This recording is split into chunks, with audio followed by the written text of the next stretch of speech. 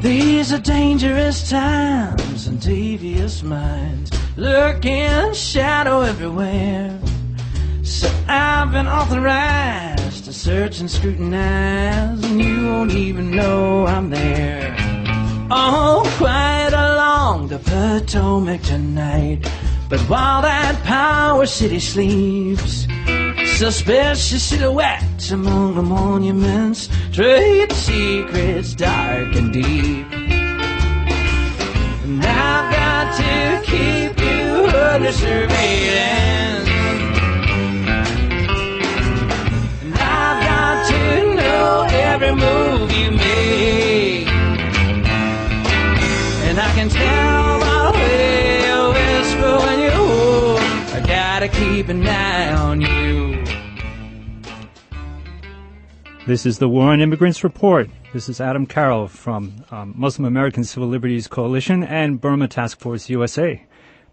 Immigrant community leaders and advocates held a press conference on the steps of City Hall today to announce mass mobilizations planned for October in more than 40 cities across the country. The October actions are aimed at pressuring House leaders to stop dragging their feet and do what is right by passing an immigration reform bill with a path to citizenship for the undocumented. In New York City, reform supporters will flood the streets on October 5th to demand action. Stay tuned for more on that. But this show is not about congressional sausage making.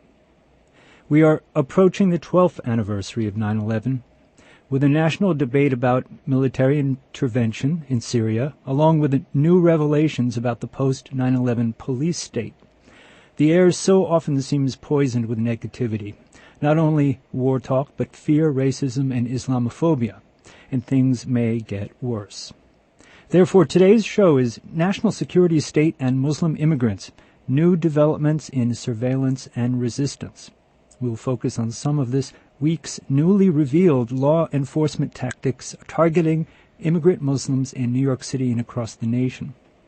During the first half of the show, we examine surveillance developed by NYPD in partnership with the CIA. Over the last 2 years, a series of AP articles have pointed to the extent to which this partnership has spied on all mosques and organized informants throughout the community. This past week, we learned that the Arab American Association of New York was among those named as terrorist enterprises by NYPD.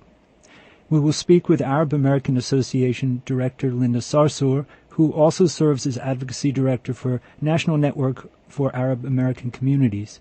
Linda has been on our show before, but we want to know about how she feels about this newly revealed and rather shocking designation, and also about the intensive collective struggle to regain basic rights during the third term of Mayor Bloomberg.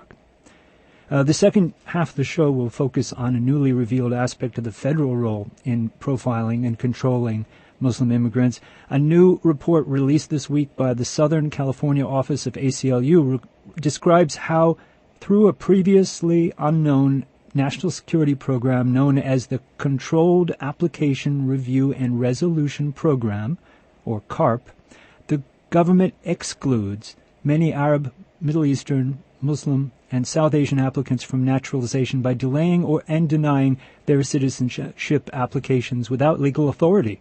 We will speak with Ahilan Arulanantham, the Deputy Legal Director of the ACLU of Southern California and Senior Staff Attorney of the Immigrant Rights Project and winner of many awards as a top attorney. So now we'll be getting on the line Linda Sarsour. I wanted to introduce her, but first just mention that in domestic politics, many modern Arab states have become virtual security states. Rather than serving the central government, intelligence and security services have come to share in power at the highest levels. The bureaucracies of repression compete with each other for perks and power. In Syria, there are numerous competing security services, and waiters and taxi drivers are commonly assumed to belong to them. State surveillance in Syria has taken new forms since the uprising started. Long banned from souks, street hawkers have started coming back. And in addition to the Shabihat street thugs, Many mukhabarat, spies and informants, will let you know who they are in order to extort money. This system of repression and fear has led to the formation of militias, perhaps on both sides of the Civil War. In East Germany, the Ministerium für Staatssicherheit, commonly known as the Stasi, was the tool used to attempt to mold the East German people to the Communist Party's requirements. However, police and party pressure alone was not enough to oppress an entire country. Popular participation is ultimately key to any regime's survival. In the case of the East Germany GDR, its own people helped to maintain the party's power through their role as police informers. Informers played a crucial role, acting as a vital cog in the vast machinery of the East German police state, both responding to and perpetuating the climate of fear that permeated throughout society. By the time of the fall of communism in the end of the 80s, 1 in 30 East Germans had worked for the Stasi. Millions of files were maintained, and this was all pre-computer and pre-Facebook. These were paper files. Now it is so much easier. So there's a reason I brought that up, but I think Linda is on the line with us. I am. I'm here. Assalamu alaikum. How are you? Alaikum. Yeah. Why do you think I brought up that rather long-winded introduction to the issue of police state and informants? Well, I think there's some historic context to what's happening right now and the way the New York Police Department is operating in regards to the Muslim American community. And I also think that it's relevant conversation when you think about particularly Arab immigrants, for example, in South Brooklyn, who come from places like Syria, places like Palestine, Jordan, where, as you said, the mukhabarat and the kind of spies are kind of part of their everyday life, and there's a lot of mistrust amongst collaborators or people even speaking up against government and potential repercussions from that. And I think a lot of people have come to America or come to the United States to kind of, move away from that oppression and kind of come to the land of, liberty and justice for all and democracy and freedom of a police state. And then they come to a place like New York and they find themselves in the same situation that they ran away from. Exactly. So I think it's very ironic, kind of what people came to seek here and feeling like they're getting, the short end of the stick. Well, you're right in the middle of that. And again, maybe starting out about how that feels. I mean, last week you found out that your organization is on the list as a terrorist enterprise. And, what effect does that have on you personally and on others that you know? And, well, basically, what do you have to say about that? I mean, as you know, Adam, we've been doing this work with the Muslim American Civil Liberties Coalition for quite a few years, but at least in the past 2 years since their first revelations came from the Associated Press, it's been more of a place where my organization has kind of acted as a kind of advocate and a resource for community members. And not that we thought that we were far away from the surveillance. We obviously are members of the community. Our organization is located in the community. But we also are a social service agency, and we're trying to help new immigrants adapt and adjust to this society that they're coming to. And to see our own organization's name on a list about terrorist enterprise investigations, and not only just to see our name, but to see that the New York Police Department had a goal for our organization. And the goal for our organization was that they wanted to put a confidential informant on our board. Mm-hmm. It was beyond me, because what that does is we already are living in a climate of fear and mistrust. But now we have to worry about who we work with, who sits on our board. We have youth in our organization. We serve undocumented community members and people who have, special cases, and we're trying to serve each person based on their need. And people trust us. They trust us to protect them and their information. And it just really, really, it's like psychological warfare. It just really messes with your head. Now you're just kind of looking around like you just don't know who it is. And you start thinking back to the days when people wanted to try to get on your board and who was it and who's an informant.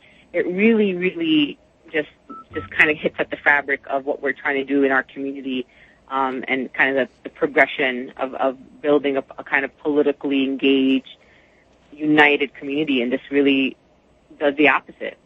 In a book called The People's State about East Germany, to go back to that just for a second, Claudia Rusch, who's a daughter of a dissident, says this: "That was the real strength of the state security, to produce the effect that millions of people behaved towards one another with anxiety, self-control, and suspicion.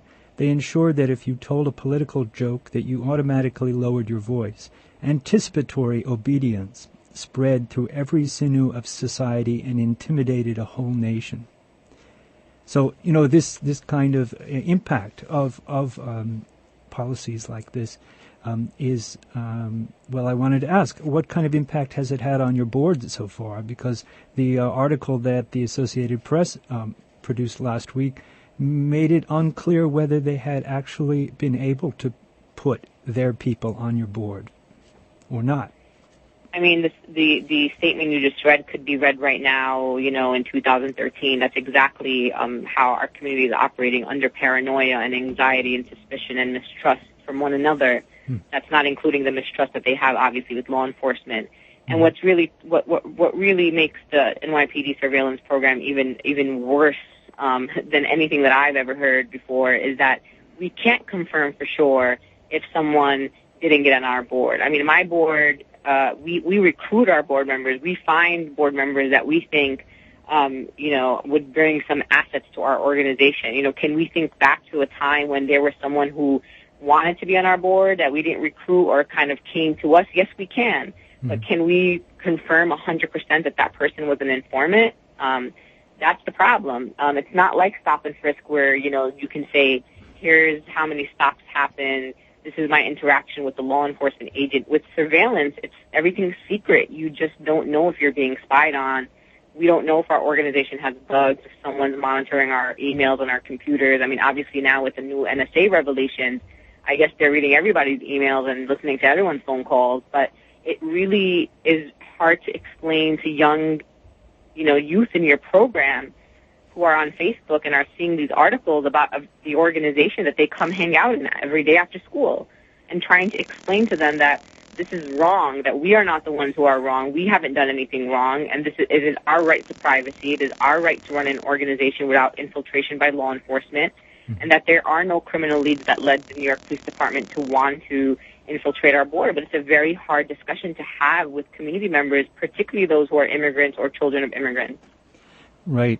I mean, Arab American Association is very well regarded, and your programs, again, social work, social services, I think ESL is part of it. Is that right or not? Yeah. This is not terrorist recruitment by any stretch. I think maybe people outside the Muslim community or outside the Arab community may not fully understand the absurdity of all of this. Also, mosques generally, again, are not hotbeds of radicalization, and to treat them as such is not only badly informed, but it promotes looking in the wrong place for trouble. And people are what's the word? When informants come in a sting operation, they entrap people, right? So we've heard about this for years. MACLAC, Muslim American Civil Liberties Coalition, came together first, I think, in 2007 around the problematic NYPD report on radicalization, their very simplistic theory about how people are radicalized.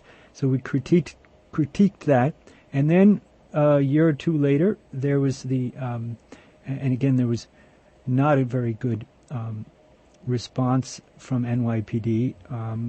We were trying to meet with the commissioner, and his response was very high-handed. This is to really simplify the long process that one could see documented in quite a lot of detail in the blog, which is MACLAC's blog, which is MACLC1.wordpress.com. And a lot of back and forth, but really we were stonewalled by Commissioner Kelly. And then we learned that he had been promoting an Islamophobic video, and he lied about it. And he was caught in his lie. And yet Bloomberg has repeatedly supported Commissioner Kelly in all that he does, including the link with the CIA and including all the shocking revelations that the Associated Press has brought us in the last 2 years. Is it 2 years? Yes, it's been 2 years. August 24th Wow. is 2 years. Yeah, and one thing after another, and kind of culminating now. The AP reporters have produced a book. I was wondering if you could say something about that. I highly recommend that all my fellow New Yorkers pick up this new book called Enemies Within by Adam Goldman and Matt Apuzzo. This book basically follows the story of Najibullah Zazi, who actually was a real threat to the United States. And what they try to prove through their book by combing through documents is that what Commissioner Kelly and David Cohen, who was the CIA operative in the NYPD, had led the New Yorkers to believe that they had such a sophisticated system that all these taxpayer dollars going to their surveillance program and their counterterrorism program was justified. But in fact, Najibullah Zazi was able to go through a lot of the loopholes, and they had the leads, the criminal leads, they had the reports about him, where he was, his locations, and they kind of missed the boat on somebody who could have been a potential threat while they were too busy engaging in unwarranted surveillance on an entire community and right. on a social service agency. And the book is not full of unnamed sources. The book is full of sources from the FBI, from the CIA, including leadership in the New York Police Department, who believe wholeheartedly that this program is ineffective. It wastes taxpayer dollars. And as we know from a 2012 deposition by a senior official of the Intelligence Division, Tom Galati, he says that in 6 years that he was running the demographics unit, 0 leads were created. So almost a $60 million operation with federal money, city money, state money, White House money, and not one lead came from this operation, which was basically garnering random information about every aspect of Muslim life, where we pray, where we eat, where we drink coffee, where we play cards. It's really a mass dragnet program that we believe is illegal, and we believe that the New York Police Department not only is violating our constitutional rights, but they're also in violation of an old lawsuit that was settled where they came out with these guidelines called the Handshoe Guidelines. Mm-hmm. And the Handshoe lawyers believe that the New York Police Department has violated the Handshoe Guidelines and are actually taking the New York Police Department back to court, and they will be having opening arguments on October 1st. Now, you're breaking up just a little. There are 3 lawsuits right now. There's the Handshoe lawsuit, and there's one in New Jersey, which Center for Constitutional Rights and Muslim Advocates are involved with, and then there's the CUNY Law Clinic and ACLU lawsuit. So there's action in the courts. There was the recent very encouraging success in City Council when just about a week and a half ago they overrode the mayor's veto. I was very proud of all of them and all of you and all of us, in fact, who worked to make sure that the Community Safety Act was passed. I was just wondering if you could say briefly something about that work, the Alliance, and what the Community Safety Act is. I mean, one of the positive things that has come out of this entire NYPD surveillance fiasco is the Muslim American community building close relationships with the much larger police reform movement that included African Americans, Latinos, other civil rights groups, and really connecting the dots between stop and frisk and surveillance, which really are both fundamentally racist and discriminatory police practices. And the Community Safety Act passed because of this broad-based coalition that was citywide, that was geographically diverse, as well as ethnically and racially diverse. So that was a really huge success for us. And I also wanted to point out that the more encouraging news that has come out this week is that the Comptroller John Liu has said that he was going to begin an audit, that he's very open to expanding, and he's going to start with what is called the Domain Awareness System. Mm-hmm. And the Domain Awareness System basically is the gadgets of the Intelligence Division. So that includes all the NYPD security cameras, all the little fancy surveillance equipment that they have, And what they're able to do is they're able to look at the standards. So, for example, if they find that 800 of the 3,600 cameras are all pointing at mosques, for example, that's probably not what they're supposed to be doing. The idea that the New York Police Department has been unchecked. So no one has ever audited the intelligence division of the New York Police Department. That just never happened. So the idea that this is happening for the first time and that the comptroller is willing to expand that to include other parts of the intelligence division, I think is very encouraging news, and I'm sure that we're going to learn some more riveting information from those audits about the money, where it goes, and how the intelligence division operates. And hopefully the audit can be expanded. The whole link with the CIA, I think we need to learn more about the intelligence division and how it's been operating. And I think it's encouraging news, and yet the NYPD model is spreading. I understand to Tennessee and Los Angeles area, and I think Michigan. Is that right? Yeah. Actually, in Michigan, the stop and frisk program is coming. The point, I mean, there's a lot of emphasis on the New York Police Department, their spying program, because they're a local law enforcement agency and have a very large counterterrorism division, probably the largest in the country when it comes to a law enforcement agency.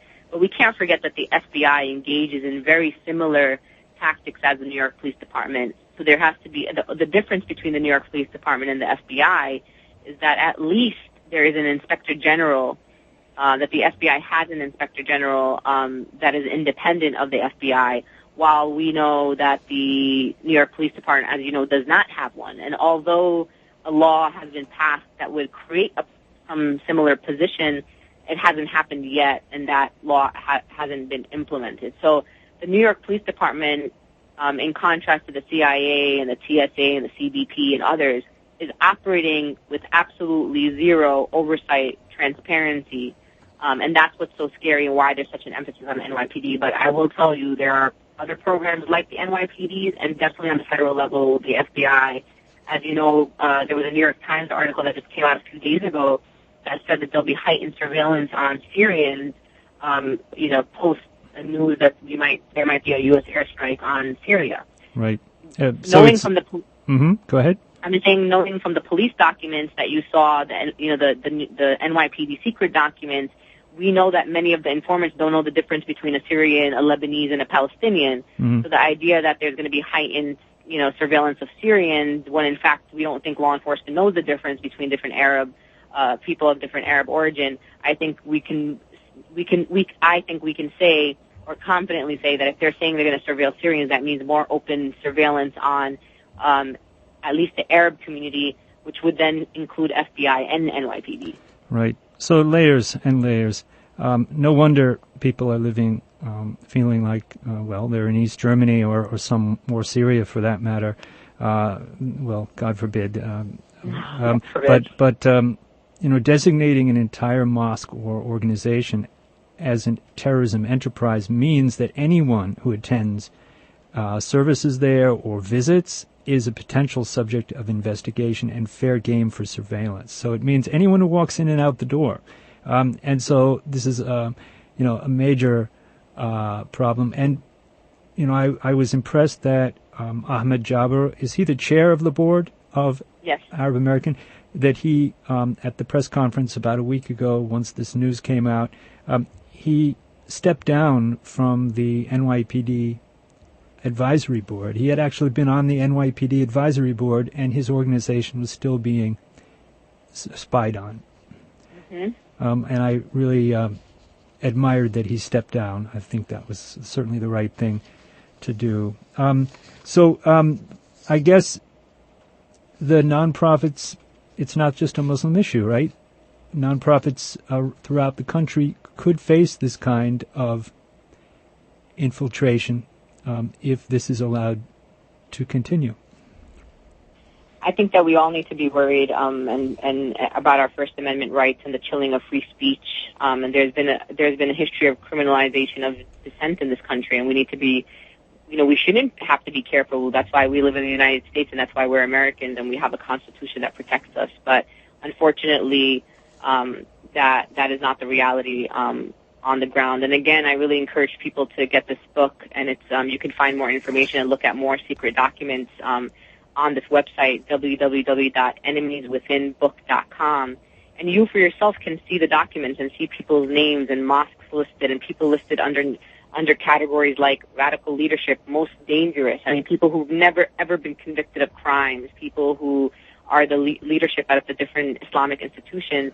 And, how does that impact them and their congregations and their families when you have, your dad's name or your uncle's name or your imam's name on a list that says most dangerous? It's just, the people have to understand the very personal impact that this has on a community and on the people of the community and on people and their families. I mean, how, I'm having a hard time explaining to my children who are teenagers and are on Facebook, seeing all these articles about why their organization their mom works for, especially one that they believe helps people, is targeted by the New York Police Department. It's very hard to explain to young people, and people have to understand, the trauma that it causes young people in our community to not feel American and to be looked at as foreign.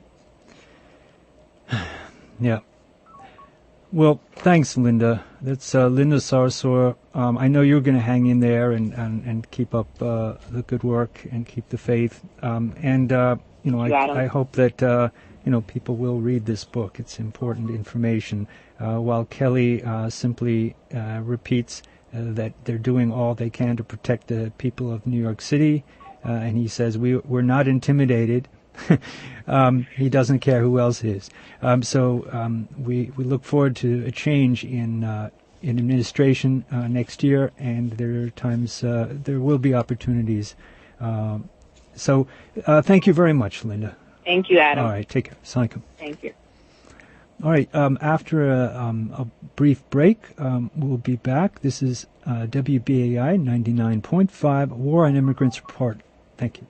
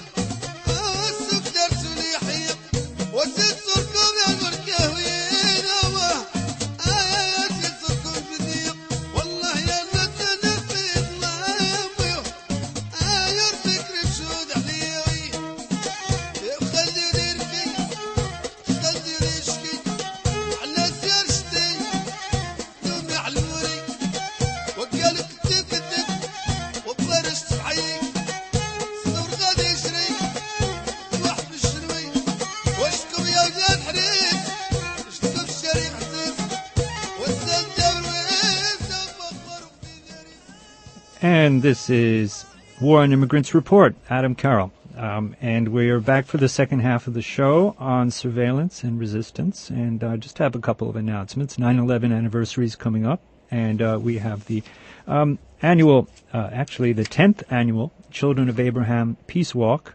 It will be Wednesday, September 11th from 5:30 p.m. to 8 p.m., starting at Union Temple at 17 Eastern Parkway, and walk to Kol Israel, St. Teresa's, Masjid al-Taqwa, and St. Luke's and St. Matthew's. St. Luke's, if you recall, was one of the great hubs of post-Sandy relief, but unfortunately was set on fire.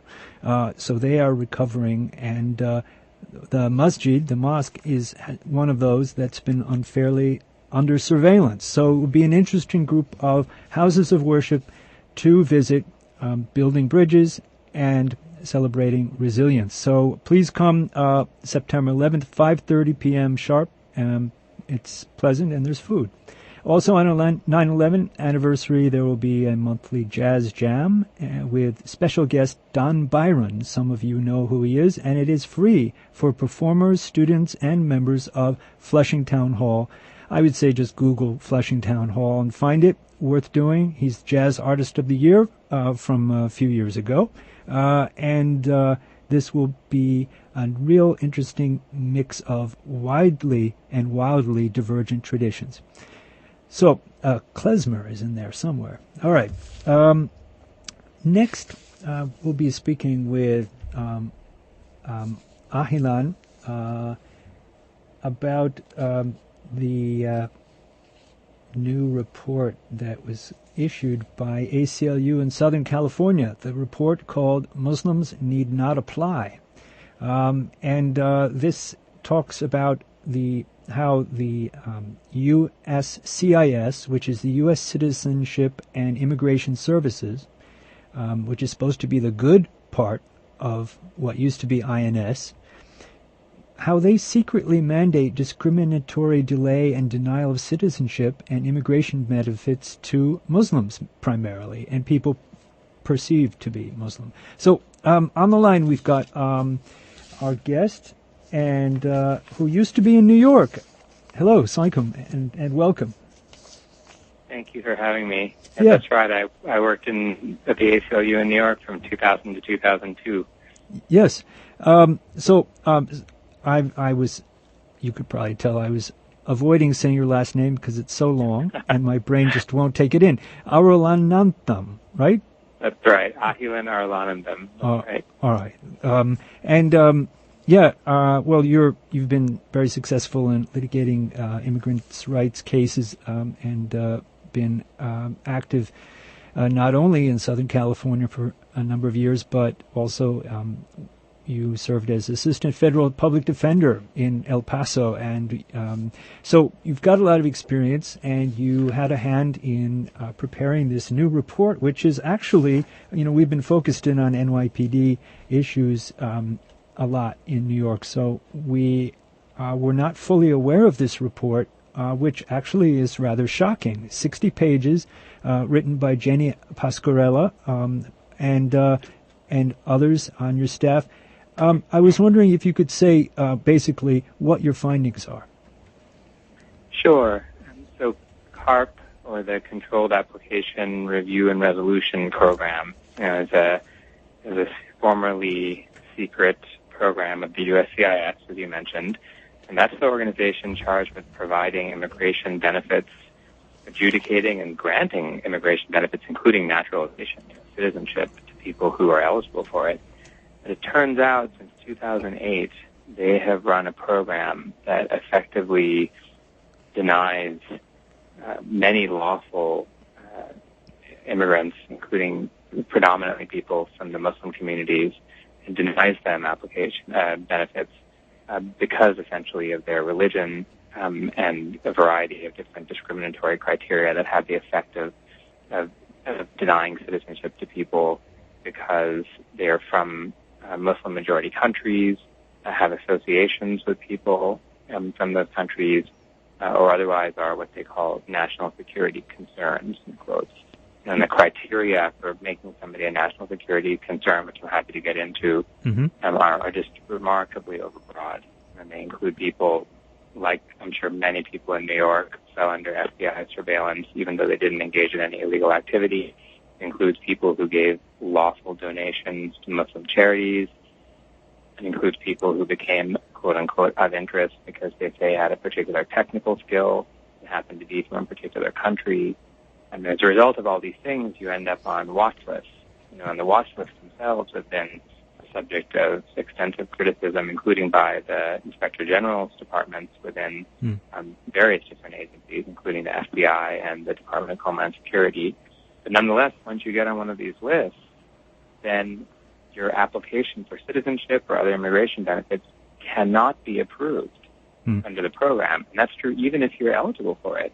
So even though the law says, say, if you've been a lawful permanent resident for 5 years and you don't have any disqualifying criminal convictions and a few other things, you pass an exam, you can become a citizen.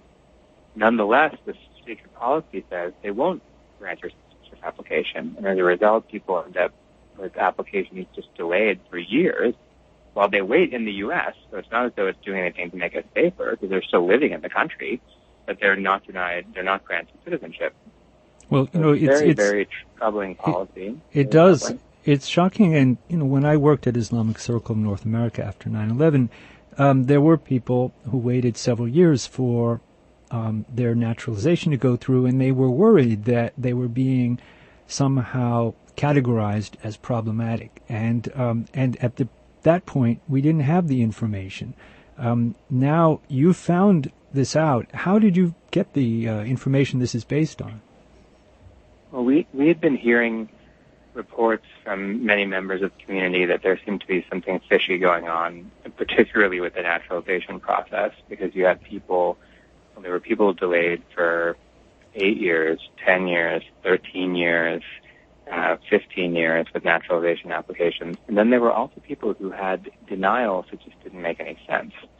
Lots of people have, and this is something that we describe in great detail in the CARP report, they get denials that just on their face are obviously implausible. People denied because the agency claims they made a false statement, and the statement isn't false. Or people denied because they left the country for more than 6 months, but you can just look at the dates and it's not true.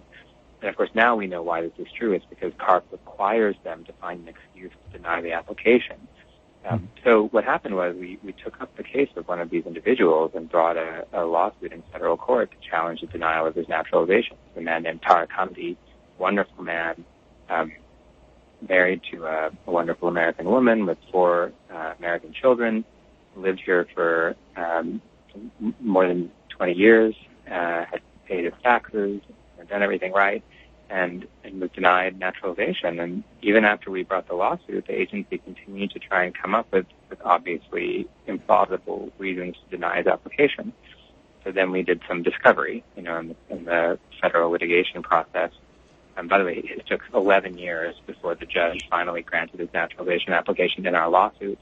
But in the course of doing the discovery, we learned that his application had been subject to this program called CARP. It was actually in a deposition that I was taking, and the officer said that there was this program that required his application to be treated differently.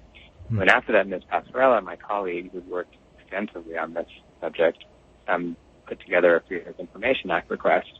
And although the government didn't give us a lot of information, they did give us some, and it was enough for us to learn that the program exists, that there's a training manual for it, that there's a PowerPoint presentation that directs officers to deny applications when the person just kind of find a reason to deny an application, and if you can't find one, then just to wait and not to grant it.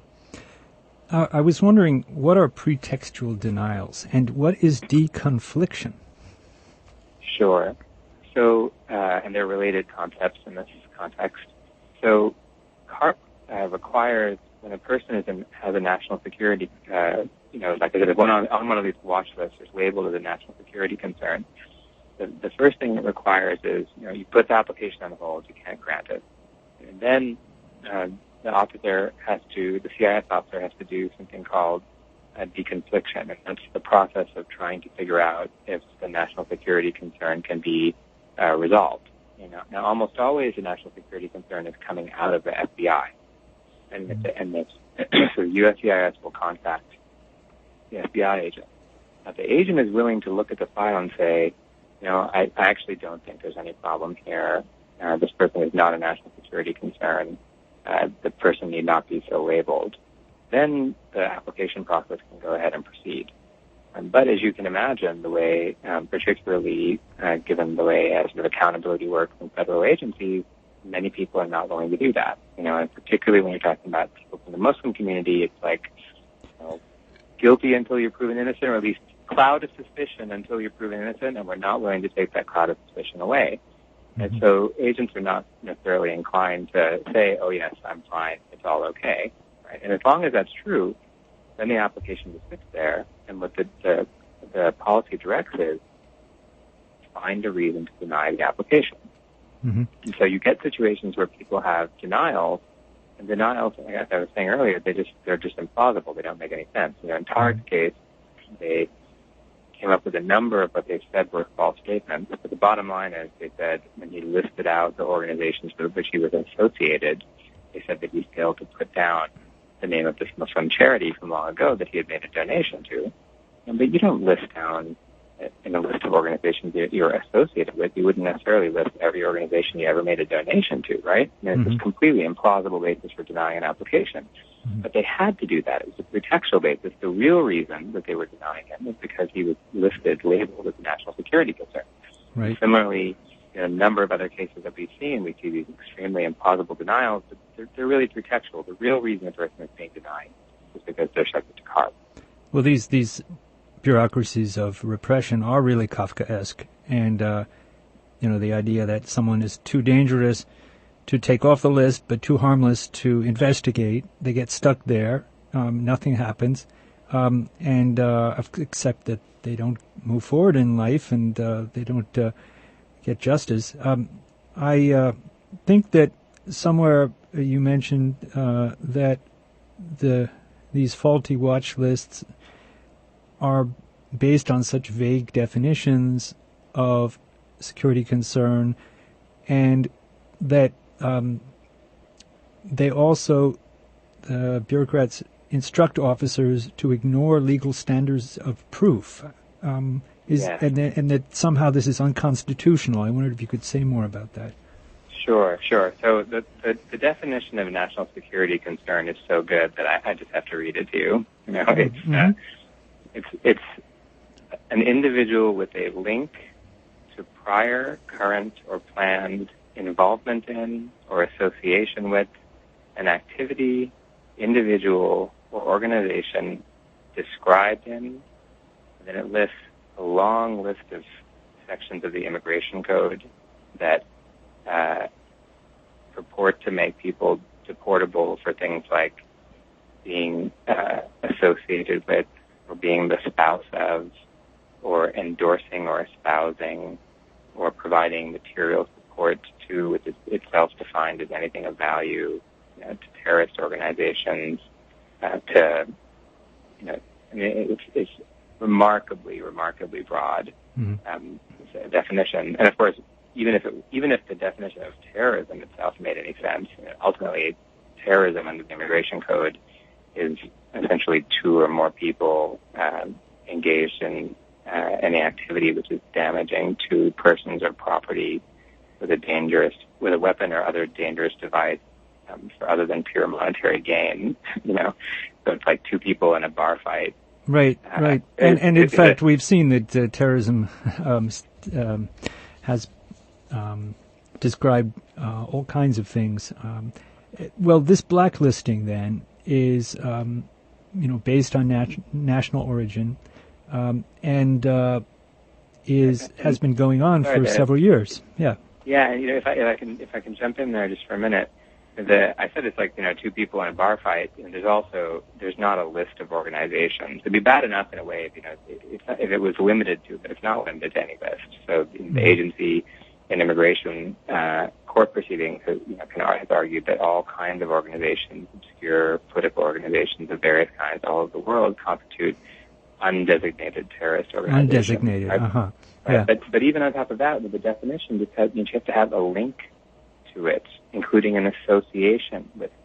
So what does that even mean, though? I mean, if somebody is your neighbor, or in one of the cases that we talked about in the report, somebody was in graduate school with you, or exchanges holiday greeting cards with you, or what does it mean to say you're linked to something or associated with something? Right? Well, given all that vagueness, no wonder people don't want to give up their career in the USCIS or the FBI by making the wrong move, right? They're paralyzed by all of this. Right.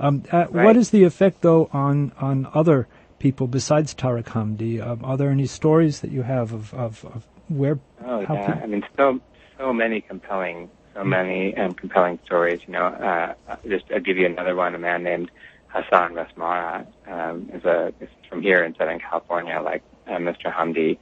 he attends a mosque in West Covina. The mosque itself was under FBI surveillance, and the imam there, and this is its own story, but the imam there was charged with filing false tax returns.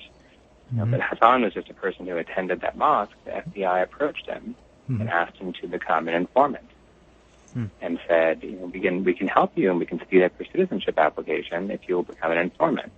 Well, Hassan didn't want to inform on his community. And his application has been waiting for over 6 years with no adjudication, even though he is, again, a lawful permanent resident with no criminal history, on his face, prima facie eligible for naturalization. I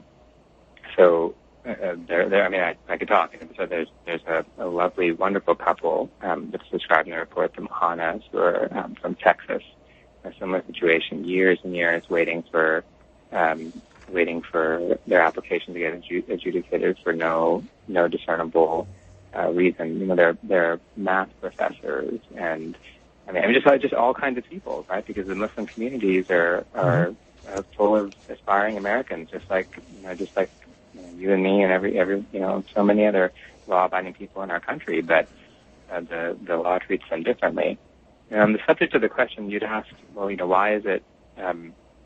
We say we think it's unconstitutional. And there's two kind of basic reasons why I think there's really a very serious problem here.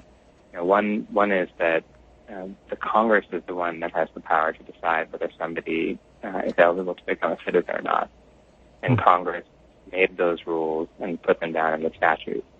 And the rule is, as I said, to be a lawful permanent resident for 5 years, you have to establish that you have good moral character, which is established by reference to your criminal history and certain other capacity exams and certain other things.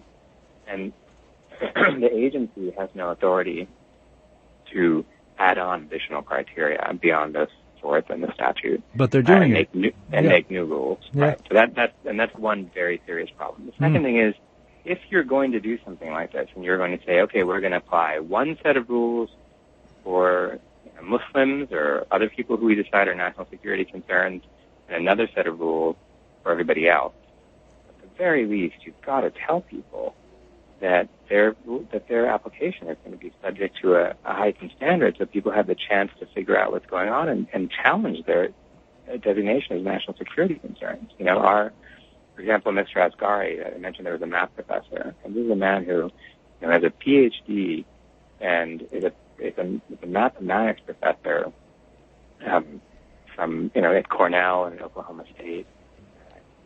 A man like this, he's totally befuddled by the notion that he would be a national security concern, right? So if you tell him that, and he can say like, hey, no, what is the problem here? And I can clear it up. You think that he's from Iran. Because he knew there that something that somebody once said that he, carried some document or something, whatever it is, and then he can sort it out.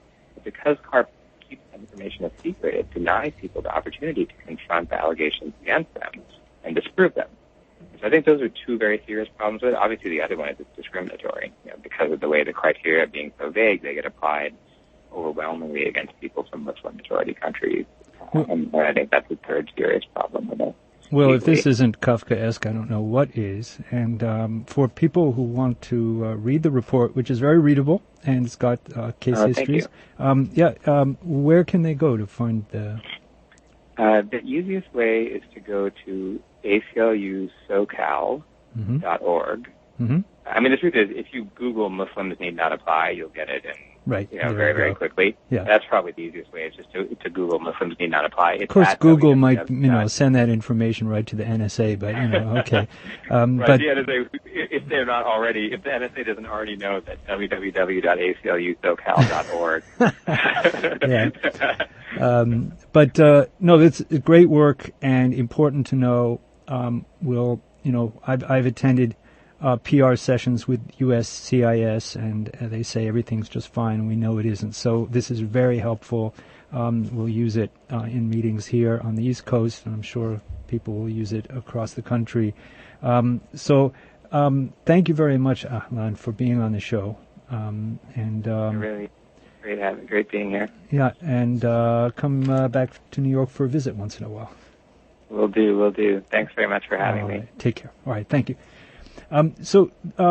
That was Ahilan Arulanantham of ACLU Southern California speaking about more bureaucracies of oppression. And this is the War on Immigrants report. Since politics is a continuation of war by other means, first a brief comment about the race to succeed Mayor Bloomberg. The mayoral primary is only 4 days away. Do you plan to vote? Are you finding excuses not to vote? Typically under 1 million people vote in a city of 8.5 million, but the last time a field was this open was 1977, and after 12 years of paternalistic rule, this is an opportunity to actually support a new vision for our city's future. John Liu and de Blasio are actually progressives who have all worked extensively in New York government. On the other hand, Christine Quinn is not a pushover and has experience. Thompson has Al D'Amato's machine behind him, and along with a clever grasp of identity politics. Albanese has a couple of good ideas. On the Republican side, the right-wing power broker, David Koch, is funding television broadcasts for Joseph Lota starting this week. 2 ads picture him with Giuliani, which is basically the message that he is another Giuliani. The Katz guy is another billionaire, this one selling high-priced groceries. Both these Republicans have access to very deep pockets to get to the November final election. In explicit and subtle forms, Islamophobia is alive and kicking, even in our mayoral race. Reported today, Anthony Weiner is fending off a heckler's attack on his Muslim wife for supposedly being Arab and being attacked by the New York tabloids in return. Of course, she is South Asian, but the New York Daily News front page headline is Arab Zing, mocking both his wife, Huma Abedin, and the notion of democracy in Arab countries. No surprise that cronyism is also alive and well, with disgraced Albany politician Vito Lopez within reach of winning the city council seat for his Brooklyn district. He's been around, and people like that he pays for his picnics. However, polls are not the same as results, and it's the issues that matter. Not sure where the candidates stand? Well, there's a New York Times series on that. There's also videos on that. Just use Google, and don't worry about the NSA. In this context, it is rather interesting and troubling that both the New York Times and the Village Voice have framed the recent earthquake at WBAI as being caused by too much democracy. Democracy can be messy. Do they think Egypt had too much democracy and now things are better? Anyway, this week's Voice cover story takes the station to task for the factionalism, intrigue, and unnecessary expenses that have burdened the station with debt and dysfunction. It was interesting to learn that this spring the ombudsman of the Corporation for Public Broadcasting, which provides 15% of WBAI's funding, wrote 2 reports questioning the ethics of some of the premiums on the station, promoting snake oil, health potions, and conspiracy theories over 169 days of fund drives during the last year. Station administrators have insisted that these are the best-selling premiums, but popular or not, at best, this is a sort of junk food programming. I will, however, mention that the Village Voice left out much, and also left unexplored its commonalities with us at BAI. The increasingly slender Voice has recently terminated many of its star staff, from Jules Pfeiffer and Jay Hoberman to Michael Musto. Across the world, media is struggling to readapt to new reading habits and new technologies. Has our radio station been particularly innovative in this regard? Lots of good talkers, but do we really communicate with each other? But about programming, please let's not be slaves to the evil dictator Arbitron. WBAI listeners are not like other listeners. We cannot be so easily measured.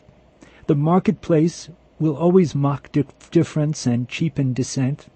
We must find a way to maintain the quality, integrity, and uniqueness of this natural ecosystem. Or are we already a theme park? My question, how to keep it real, and using blogs and new technologies, even how to grow. Though I recognize the practical issues, I am sorry people lost jobs. Few of us do this for the money, after all. So, in the name of healing, I'd like to share this Sufi praise ceremony with you all. This is Adam Carroll from War on Immigrants Report. May the music guide hearts and breath through time to the timeless unity of love.